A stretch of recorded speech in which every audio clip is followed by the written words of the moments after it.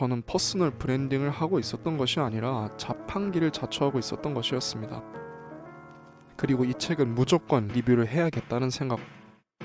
제가 저번 트렌드 코리아 2023 영상을 올리면서 2022년은 나 자신을 브랜딩하라는 말을 가장 많이 들었던 해이다 라는 말을 했습니다. 그 영상을 제작하면서 퍼스널 브랜딩에 관한 책도 몇 권 찾아보게 되었는데요. 내 생각과 관점을 수익화하는 퍼스널 브랜딩이라는 이 책이 눈에 띄더라고요. 책이 아주 길지도 않아서 잡은 그 자리에서 다 읽어버렸습니다. 그리고 이 책은 무조건 리뷰를 해야겠다는 생각과 저의 유튜브 방향성에 큰 영향을 주겠다라는 생각이 들었습니다. 저는 성인이 되고 나서 책을 많이 읽기 시작했습니다. 정확히 말하면 판타지나 무협지 이외의 책을 성인이 되고 나서 많이 읽기 시작했습니다. 그 전에도 달빛 조각사와 같은 판타지 소설이나 무협지 등은 많이 읽었죠. 초등학생 때부터 작가가 되겠다 하는 꿈은 있었지만 성인 이전에는 책을 깊게 읽지도 않았고 글도 잘 쓰지 않았습니다. 책을 처음 많이 읽기 시작한 계기는 공교롭게도 이별의 슬픔이었습니다. 20살의 이별을 겪고 그 슬픔이 너무 커서 아무것도 못하고 있는 스스로의 모습을 보고 아무것도 안 하면 계속 이 상태가 지속될 것이라는 생각에 따뜻한 책이라도 읽어서 영적인 위로를 받으려 했습니다. 딱히 알아보지도 않고 그냥 동네 도서관에 무작정 가서 그때 집어들었던 책이 보리사와 아키오 작가님의 나스미의 반딧불이입니다. 읽은 지 오래된 책이라 정확한 줄거리가 기억나지는 않지만 이성 친구인 주인공 두 명이 산 깊숙이 들어가서 노부부와 생활하는 줄거리였던 것 같습니다. 맞나요? 사실 이 정도도 확실하진 않긴 합니다.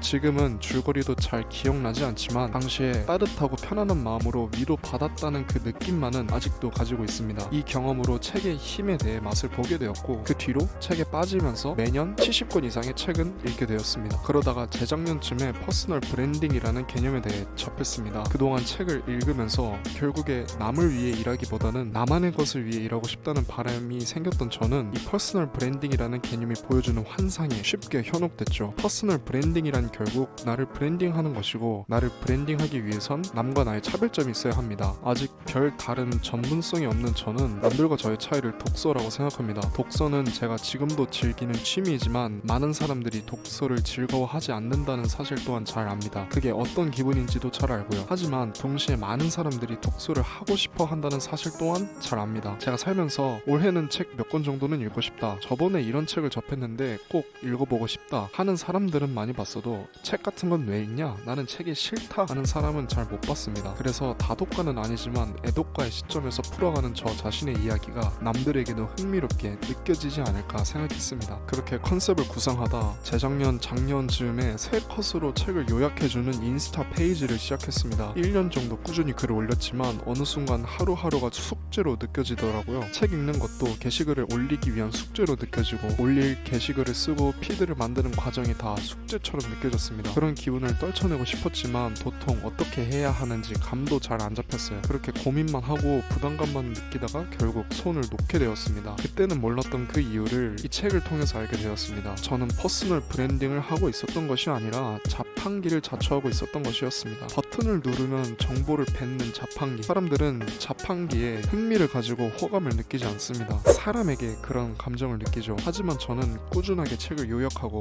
멋진 문구를 따와서 게시하는 자판기에 불과하지 않았던 것입니다. 거기에는 사람 냄새가 무엇보다 저의 냄새가 전혀 안 났죠. 물론 자판기 역할을 하는 많은 유용한 페이지와 채널들이 수많은 구독자를 보유하고 있죠. 하지만 그것은 개인의 영역은 아니라고 이 책은 말합니다. 유튜브와 인스타를 시작하면서 유튜브와 인스타 및 퍼스널 브랜딩과 마케팅에 관련된 책을 많이 읽었습니다. 누구나가 다 알듯이 성공하기 힘든 이 바닥 위에서 어떻게 단기간 안에 많은 구독자를 확보하고 적절한 키워드를 설정하고 끌리는 썸네일을 제작하고 사람들이 내 영상을 누르는 방법에 대해 배웠습니다. 하지만 저는 내심 이런 책을 읽고 싶었던 것인지도 모르겠습니다. 덤덤하게 내 이야기를 풀어내는 것, 정보를 전달하는 자판기가 아니라 책 읽기라는 저라는 사람의 솔직함이 제일 중요하다고 말해주는 책. 유튜브를 시작하면서 어떻게 사람들에게 관심을 받을지, 사람들이 제 영상에 오래 체류할지 등을 많이 고민합니다. 그리고 솔직히 그런 고민들이 불편했습니다. 제가 하려고 하던 건 그런 게 아니었거든요. 물론 사람이 하고 싶은 것만 할 순 없죠. 퍼스널 브랜딩의 영역에서 그런 부분들은 분명히 필요한 영역입니다. 하지만 딱 30% 정도 차지하는 것 같습니다. 나머지 70%는 어떻게 저의 경험과 시각들을 솔직하게 표현할지 고민해야 되겠다고 생각했습니다. 최근에 유튜브를 새로 시작하고도 예전에 인스타를 했었을 때처럼 사람 냄새가 많이 안 난다고 느꼈습니다. 책을 요약해서 사람들에게 지식을 나눠주어야 한다는 생각이 강해서 그랬을지도 모릅니다. 그게 제가 생각하는 저의 강점이니까요. 하지만 이 책을 읽고 그 생각이 많이 바뀌었습니다. 퍼스널 브랜딩이란 누르면 정보를 뱉는 자판기가 아니라 나 자신을 솔직하게 풀어나가는 과정이라는 것을 알려줬던 책. 내 생각과 관점을 수익화하는 퍼스널 브랜딩이었습니다. 요즘은 저처럼 많은 사람들이 퍼스널 브랜딩에 도전을 하고 있죠. 하지만 퍼스널 브랜딩에 집중을 하다 보면은 나 자신을 잃어버리는 듯한 느낌을 받으시는 분들이 있을 거라고 생각합니다. 인스타나 유튜브를 한다는 것은 남에게 평가를 받아야 한다는 것이고 나의 안 좋은 모습을 보여주면은